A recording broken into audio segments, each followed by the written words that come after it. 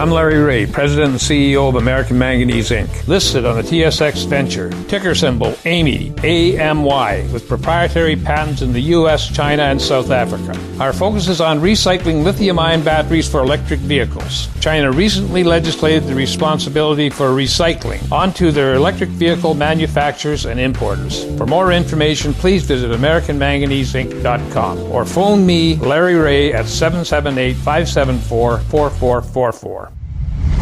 You're listening to HowStreet.com radio, available online at TalkDigitalNetwork.com. Welcome to HowStreet.com radio, the online source for market opinions. Here is Jim Goddard. My guest is Tim Cyclesman Wood, editor of Cycles News and Views on Cyclesman.com. Welcome to the show, Tim. Jim, thanks again for having me. A recent guest of mine described the equities market right now as a bear market trap. Is that an accurate description? I think so. I said it basically the same thing, coming out of the August low, that, there would be false hopes and false bottoms, and the false bottoms would spawn false hopes and that sort of thing. And while I didn't think we would rally back nearly to a new high, and it remains to be seen if we see a new high, but, yes, I think that's exactly right. It is, I believe, a counter-trend rally, and I do think that it has spun false hopes, and it's confused the bull and the bear alike. This thing has made, obviously, the bulls, I'm hearing it from people, I told you so, and they're buying into the rally and taking it for something that I think it's not. Therefore, I agree it's a bull trap. And, of course, the bears hadn't been able to stand the pain. Anybody that was short, they've been chased out. And so it's been a destructive rally for both the bull and the bear. And that said, in a bull market, if you think about this, in a bull market, the bull market is friendly. The bull, so to speak, he's friendly to other bulls. The market rallies, the people that are just they don't really know much about the market. They're just in the market to invest for the long haul, and they're just blindly in the market. The bull's friendly to them. He takes care of them. The bull is only, the only people that go down in the bull market is someone who's prematurely bearish or the bear. But in the bear market, he's friendly to no one. His job is the total destruction of wealth, and he is out to deceive the bull and the bear alike. And that's exactly what this rally has done. And to that effect, Richard Russell told me one time, a long time ago, he said, he who loses the least in a bear market is the winner. And that's what he was talking about. That's the context in which he said that. Tim, we've been talking about this kind of setup, I would say, for a year now, and yes. It's taken longer than many people expected. But you fully expected this kind of thing to happen. And this is very much like a stone skipping across a pond. It hits, and then it bounces up, but it's always a little lower, finally it sinks. Yeah, and let me explain a couple of things. It's a process. And, it always, you think you know how long it's going to take for the process to unfold, and sometimes you're right, but, many times it takes a little longer. And just because it may take a little longer than you thought doesn't mean that the process isn't underway and things aren't as they appear. And let's say that we did make a new high here. I don't think we are. I think odds, well, let me say that another way. Odds are against it. It doesn't mean that it can happen, but if it did happen, at this point in time, it would not negate the setup, as crazy as that may sound. And for example, in 1999, Richard Russell, it's September 23rd, 1999 to be very specific, there was a Dow theory primary bearish trend change that he called. And he was 100% right with it. The market, declined into a low there. I think it was in October. It may have been November, but it was in October. And then rallied, and the industrials pushed to a new high into January. The transports did not confirm, and for that reason, the Dow theory primary trend change stood. Well, when Russell made the call in September, odds were against one of the averages moving to a new high, but it happened. But the fact that it wasn't confirmed, and, according to the writings of the old Dow theorists, the call was good and it stood. And so what I'm saying is sometimes there's wrinkles and things don't evolve exactly how you may think they will, but, nonetheless, you're 90% right. And I think that's the case here. I did not think that the rally out of the August low was of the degree that it was, and I certainly didn't think that it would rally as long as it has, or as far as it has, but it has. But that said, it hadn't changed anything. So I agree completely with what you're saying with the other guests. We still have a primary Dow theory bearish trend change that is very much in effect. Have people been lulled into a false sense of security? Because usually when there's a downturn on the market, it happens in either September or October. We're now into November. Are they feeling, well, we've avoided a bullet, it's okay to go full speed ahead? I don't know what they're feeling. I know where you're kind of probably going with that, in that there's the adage that once you get through September and October, you've got it made, because you got the best 6 months of the year is basically between November and May or something like that. And I guess, I haven't researched that. I think there is a general seasonality toward that being the case, but it's not always the case. And I let each cycle and how it's unfold and stand on its own 2 feet. I agree that there are seasonalities in the market, but that's not what I'm seeing here. Is one of the reasons why it's hard to get a handle on the market that there's been so much manipulation that as soon as there might be a little downturn, somebody else decides that they're going to open up the money taps in Europe or in China or in the U.S. And so that bumps it along, but that doesn't change the overall dynamic. Sooner or later, it's still going to happen, right? Yes, that's somewhat true. There's 2 or 3 things at play here. One, people have short memories. And then 2, I think everybody's been pretty well trained to think that the Fed, and not only the Fed, but, the central bankers around the world have this under control. They got this. And I think that obviously they have done a masterful job at extending it, which I think has only made matters worse. But, you can't do that forever. The patient can't stay on morphine forever. Eventually it has to come off. And I think that that's where we're at. That's where we've been throughout all of 2015. All of 2015 has been a topping process. We've gone nowhere. I'm looking at a chart. We've gone nowhere. And as a matter of fact, we're back at the same levels that we were. Let me look at this real close. We're back at basically the same levels we were last November, December. So we've gone nowhere. It's all been a process. So I think, yes, there's a number of things.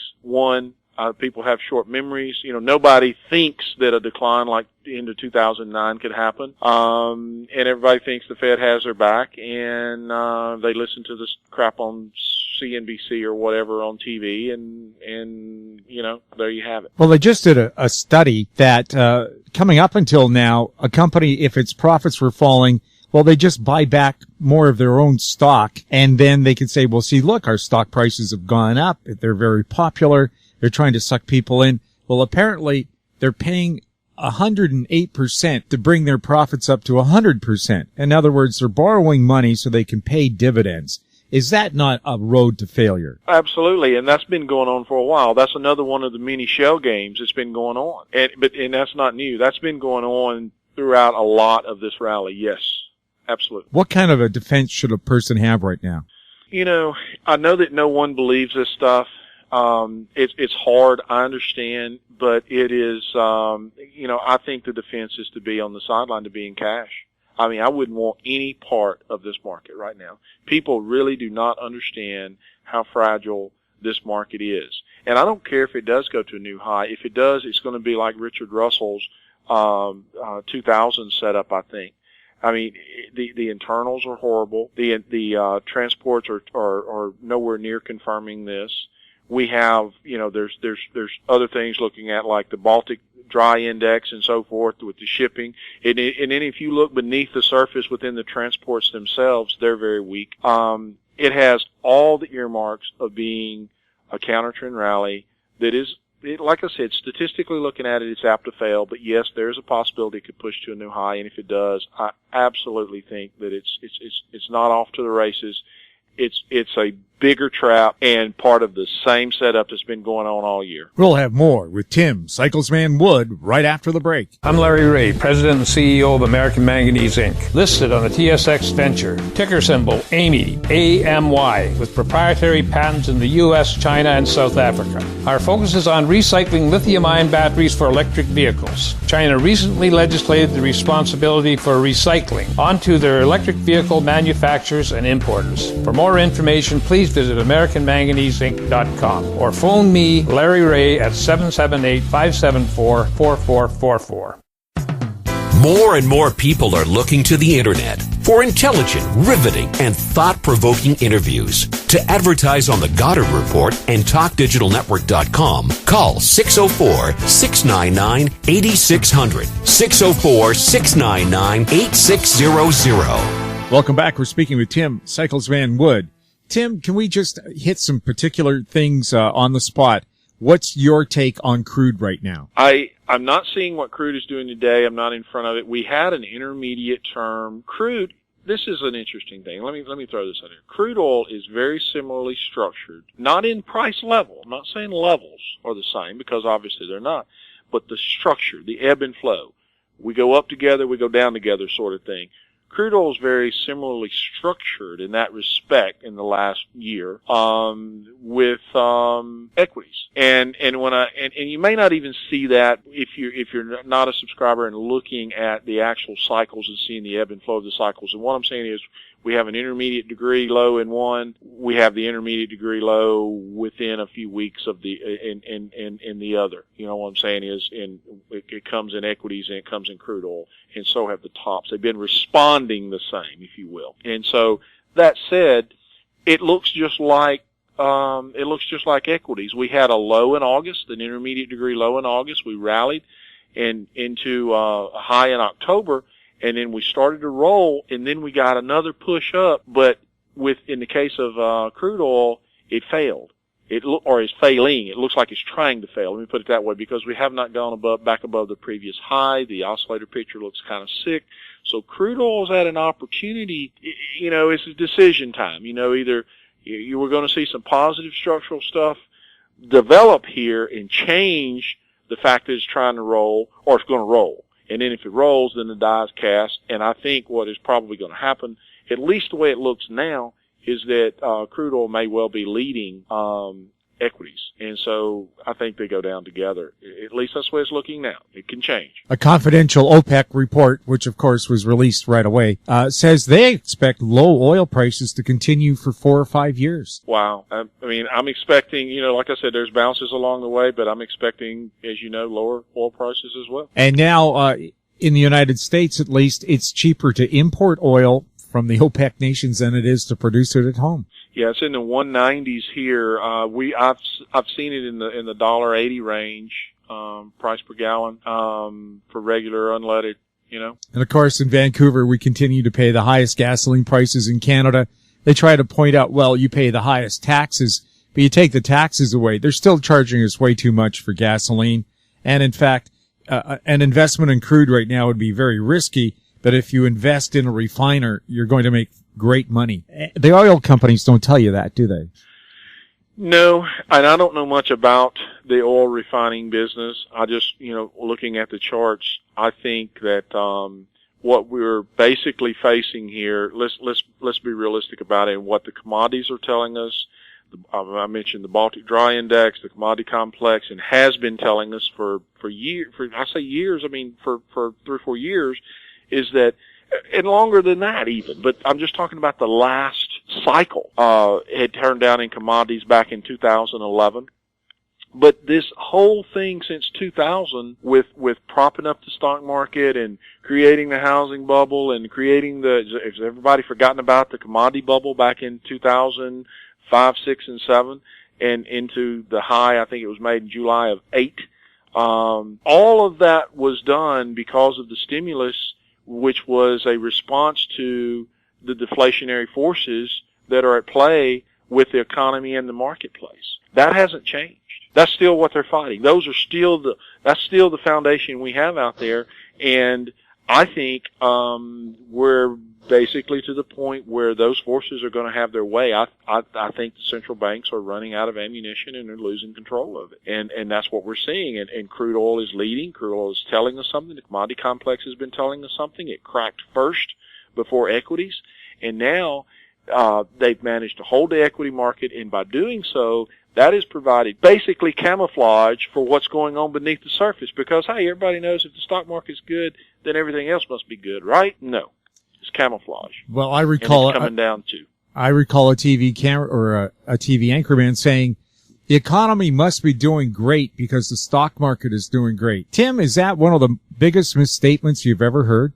Absolutely, absolutely, and yes, absolutely. And this is a perfect example. Perfect example. I mean, just look around and talk to people. You know, I was looking in the county I live in, and you wouldn't know it looking around, but I think on average, there's, and I may be off on this, but from because I hadn't done a lot of research on it, but I know in the county I'm in, and I was shocked by these numbers, but it's approaching 50% of the people are on some sort of government assistance. And I understand that's a pretty consistent number across the country. So there's your soup lines, you know, and so don't tell me that the economy is great because the stock market is up. It is not. And I think by and large, of course, there's always going to be, always has been, always will be people who want to milk the system and just be lazy bums. But I think as a rule, people would rather work and make their way, but they can't because they don't have a job. And that gets into another whole realm of other issues and reasons why.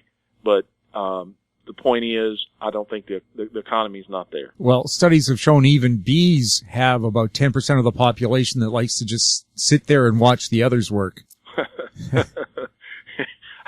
There you go. And bees are known to be amongst the hardest working critters on the planet. When it comes to precious metals, is there going to be a breakout? I know a little while ago there was a little bump in gold and then it fell right back again. Yep. And I've been saying that because of the 9-year cycle top, that these intermediate degree rallies would fail and that we would roll over as we worked our way down into the 9-year cycle low. That's been the story since the 2011 top, and it continues to be the story until we get to the next 9-year cycle low. Do you have any picks on what you might want to take a look at, or again, is just, you know... Defensive. Man, people need to be defensive. They have no clue what, I mean, like I said, the statistics on this market, I don't know if they're going to be fulfilled or not. I don't know how long, you know, I have an idea. I mean, I know what statistically should happen and the time frames in which it should happen, but, you know, are they able to postpone it a little longer than anticipated, or they continue to kick the can down the road a little bit as this thing kind of flounders? I mean, like I said, we've been looking at a topping process for a year now.